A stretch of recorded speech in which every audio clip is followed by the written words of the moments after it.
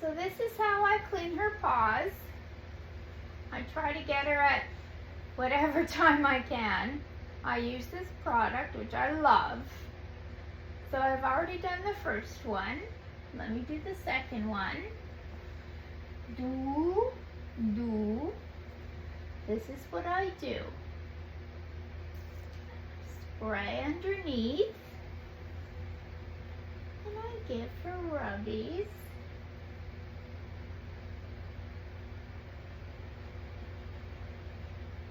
A lot of people think to spray between the toes on top, but a lot of the infections start underneath, and you can see by the discoloration, by the light pink to the darkish reddish almost, where it's inflamed. And it also gives you a good bird's eye view of how what condition the pads are in. And every time I clean her paws, which is, I won't say that I do it every day, because that would be a lie. She's not easy to catch. But I do it a few times a week. And then a little squirt in between the paws, even if she doesn't need it. I've gotten her used to this just by giving her massages. Massages like you've seen on some of my videos.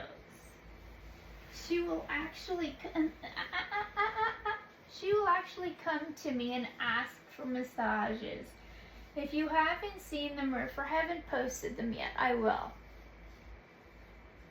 But she so enjoys a good massage. So what I do is I combine both.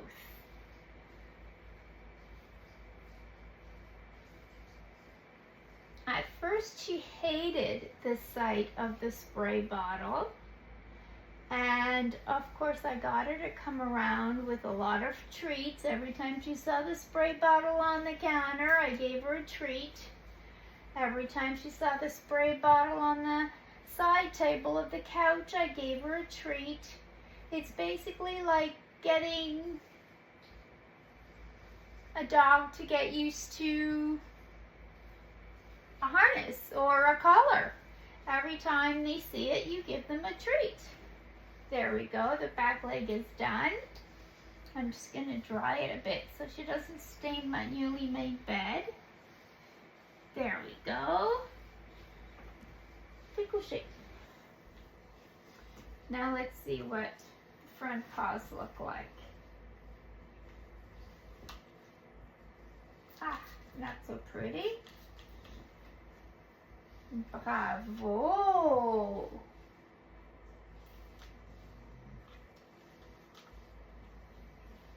If she's showing a little impatience, I try to do everything at once.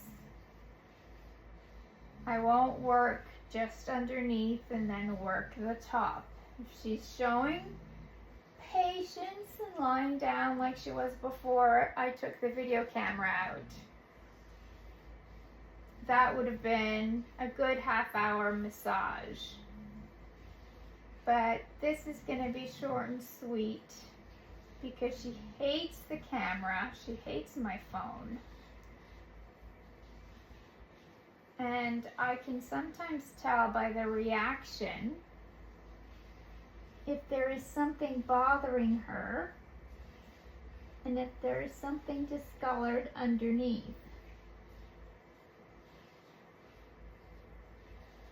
And this is how I discovered last time that she had a cut right over her pad, which had been infected for quite some time, but hadn't been noticed simply because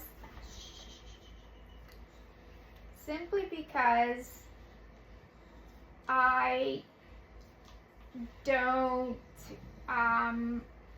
go all the way up her leg that far. I mean, it was well over her pad. But,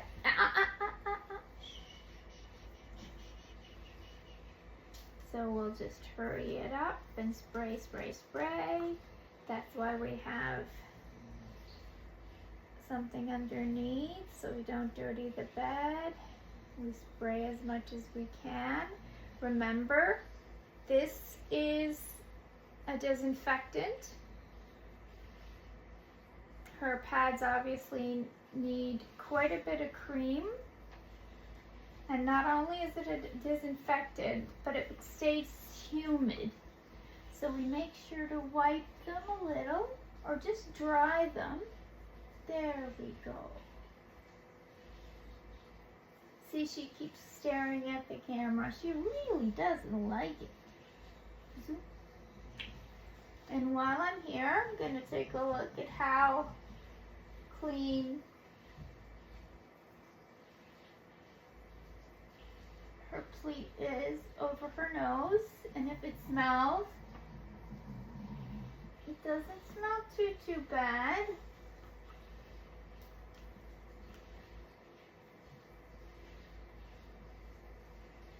I won't actually spray it in the middle so it leaks all the way down her nose and it leaves her with an awful impression, and who would enjoy that?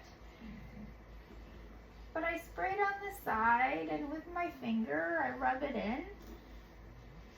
And then, because once again it's a liquid, I try to rub it out. I know it would be nice to leave it in as a disinfectant, but I won't.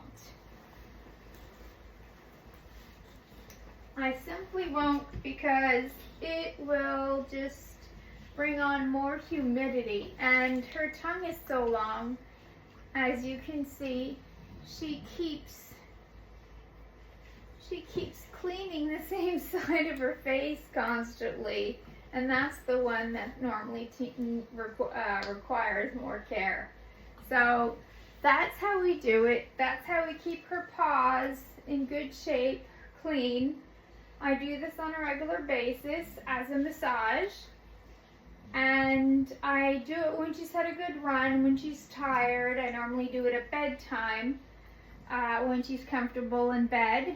And she can't really run over her father.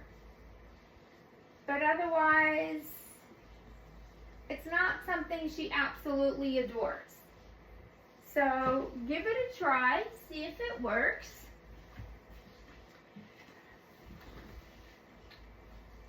And I wish you well.